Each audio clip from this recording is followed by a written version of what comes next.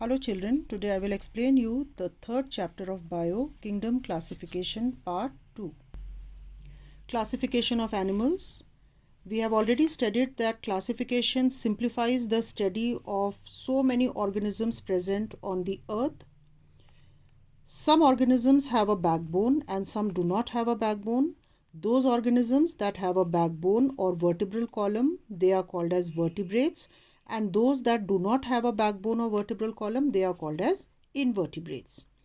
Invertebrates are divided into 8 groups.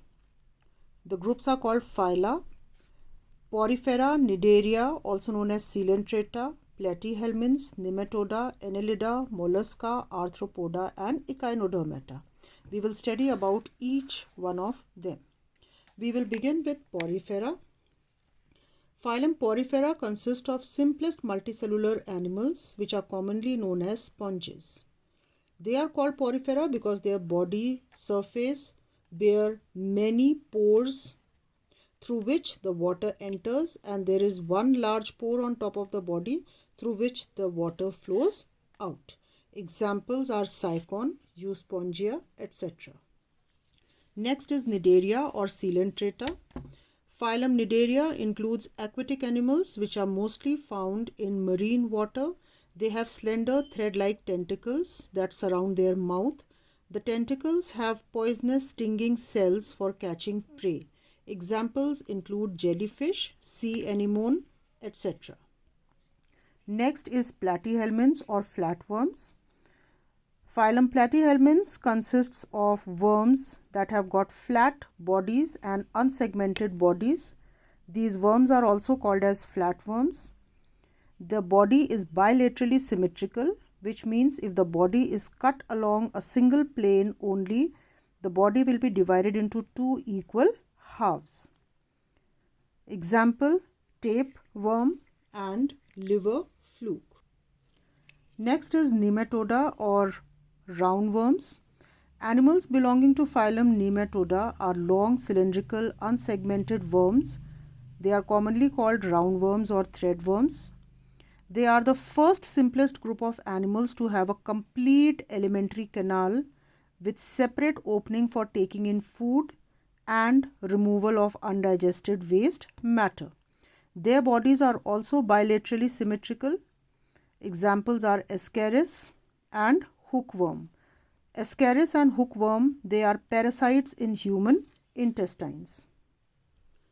Now next is Annelida. Annelida organisms have cylindrical shaped bodies, and the bodies are again bilaterally symmetrical. The body has a number of segments. They are the first phylum to have a true body cavity called coelom, and they have a complete alimentary canal with separate mouth and anus.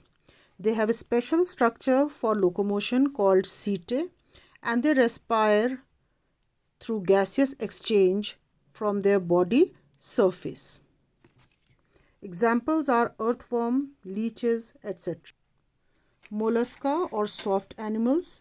Animals belonging to phylum Mollusca have unsegmented soft bodies. The bodies are protected inside a hard calcareous shell. Bodies are again bilaterally symmetrical, and they have a muscular foot for locomotion. Mostly they are found in fresh and marine water. Some are also found on land in moist and humid areas. Example: snail, squid, etc. Next is Arthropoda or animals with segmented bodies and jointed feet.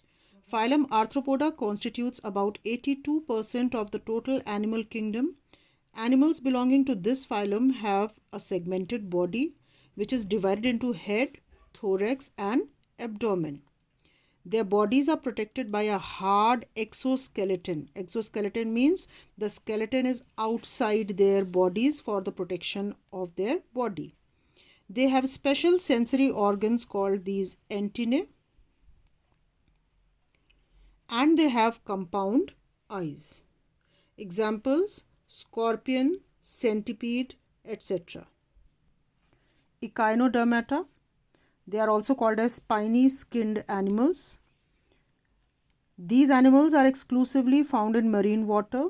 They are generally bottom dwellers. They are found on the floor of the sea. The bodies are unsegmented, but they are radially symmetrical. Again, if the body is cut, it will be divided into two equal halves. They have a mouth on the lower surface of the body and anus on the upper surface of the body. They have a special water vascular system which helps them in carrying out respiration and excretion. Examples are brittle star, starfish.